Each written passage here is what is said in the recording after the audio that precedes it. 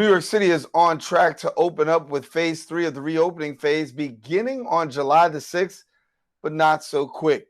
New York State Governor Andrew Cuomo is considering rolling back the reopening phase if New York City does not do a better job.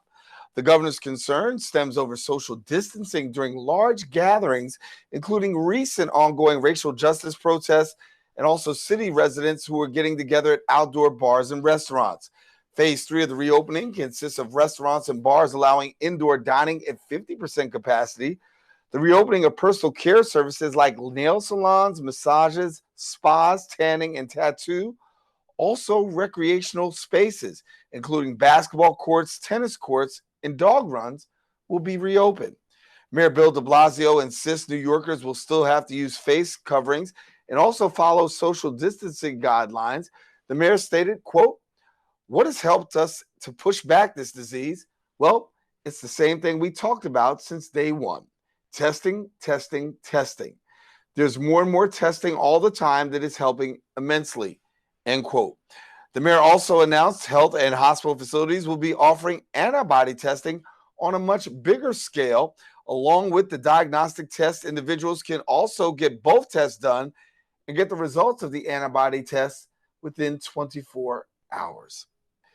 In other news, in wake of the Black Lives Matter movement and other protests across the country, people are speaking out, and one of the major concerns, defunding the police. Our BronxNet reporter, Kibben Aline, brings us the story.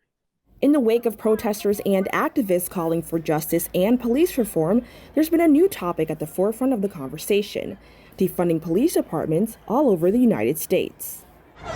Justice! Now! Activists across the country are calling for police organizations to be defunded following the deaths of George Floyd and Breonna Taylor. The growing movement sets out to reallocate funds from police departments and invest them into Black communities, addressing systemic issues.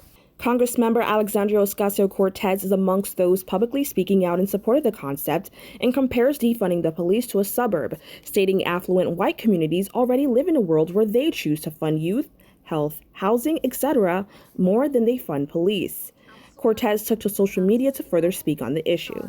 You have an entire city budget, and half of that budget goes to policing and a shred to education, a shred to mental health services, a crumb for hospitals.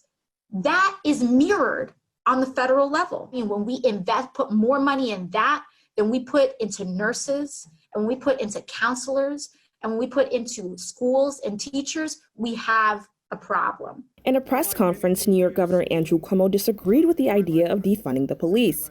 However, he promoted police reform with the New York State Police Reform and Reinvention Collaboration, an initiative that includes community engagement towards a better police force. We need systemic reform. Let's do it. Let's design the new police force. What do you want the police department to be in New York City? The governor is now asking New York State police agencies to take part in this collaborative effort and states police forces must adopt a plan by April 1st, 2021 to be eligible for future state funding. Reporting for BronxNet, Kibben Aline. And thank you, Kibben. And that's all the time we have for our Bronx updates. We want you to stay with us.